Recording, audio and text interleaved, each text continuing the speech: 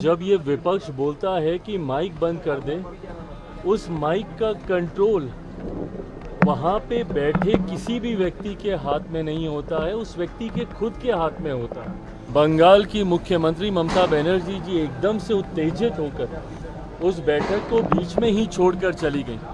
मुझे लगता है ये आचरण गलत है।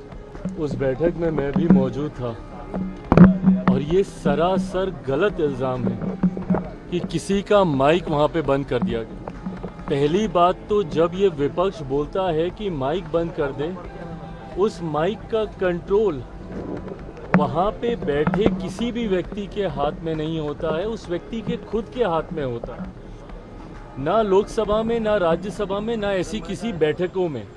ऐसी बैठक में माइक सामने लगा होता है, ऑन ऑफ का स्विच सामने ही होता है। तो ये बात बोलना सरासर झूठ है जब कोई ये बोलता है कि मेरा माइक बंद कर दिया गया। हाँ, हर मुख्यमंत्री को, क्योंकि समय की बाध्यता थी, ओपन एंडेड अगर डिस्कशन को रखा जाता तो संभवतः हफ्तों तक ये बैठक ही चलती रहती।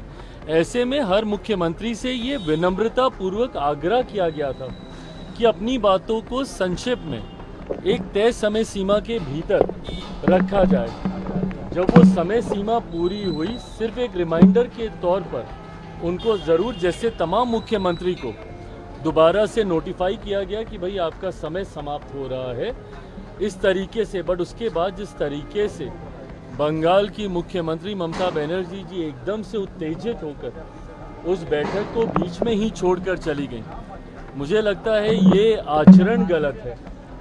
अगर आपको अपनी बात को रखना भी है, कोई नाराज़गी भी है, तो आप वहीं पे रखती ना, बोलती कि अभी मुझे और बोलना है, मुझे और कहना है। हम सब वहाँ पर मौजूद थे।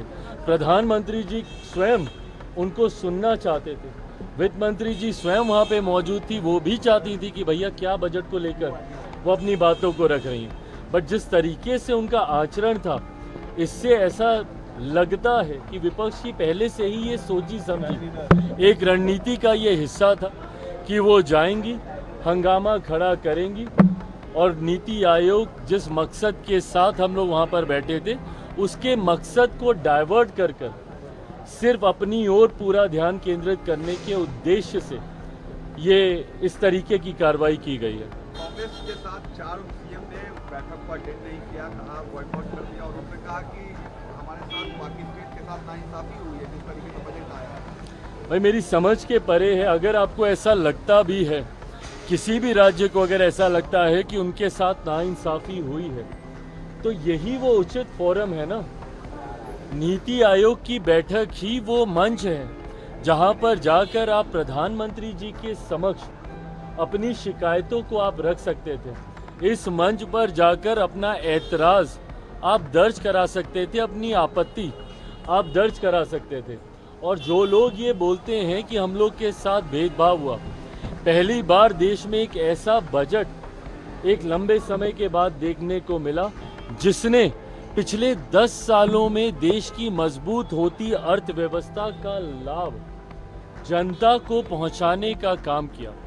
इसमें जहां प्रमुखता से देश के गरीबों का जिक्र किया गया, अन्नदाता का जिक्र किया गया, नारी शक्ति का जिक्र किया गया, युवा शक्ति का इसमें जिक्र किया गया।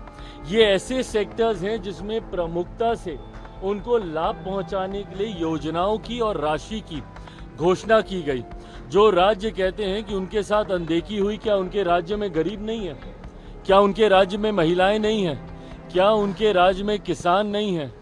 क्या उनके राज्य में गरीब वर्ग से आने वाले युवा हो, महिलाएं हो, किसान हो, क्या ये लोग नहीं हैं?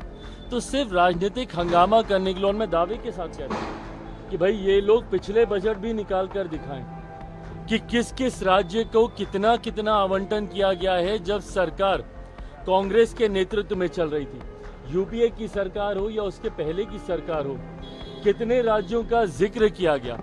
और मुझे ताज्जुब तो सबसे ज्यादा राजद और कांग्रेस पर होता है। क्या राजद को खुशी नहीं होनी चाहिए कि भैया बिहार को एक बड़ी राशि आवंटित की गई है, इंफ्रास्ट्रक्चर डेवलपमेंट को लेकर हो, यहाँ पर सड़क को लेकर हो, पुल के निर्माण को लेकर हो। बिहार की सबसे बड़ी समस्या बाढ़, जिसका जिक्र हमेशा मैंने बिहार फर्स्ट, बिहारी फर्स्ट के माध्यम से मैंने किया।